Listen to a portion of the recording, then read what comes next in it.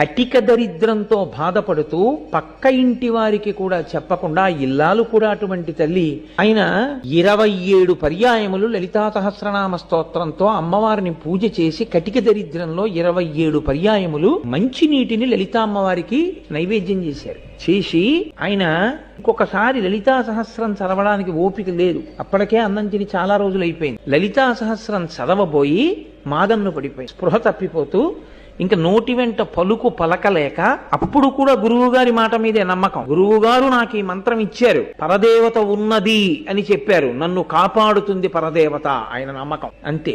ఆయన సొమ్మసిల్లిపోయారు పూజామందిరం. పరదేవత నిజంగా వచ్చి కూర్చుని ఆయన తల ఎత్తి చేత్తో పట్టుకుని పాయసాన్నం తీసి ఆయన నోట్లో పెట్టి పసిబిడ్డకి తినిపించినట్లు తినిపించారు అంతే. ఇక రాఘవనారాయణ శాస్త్రి గారి జీవితంలో వెనక్కి తిరిగి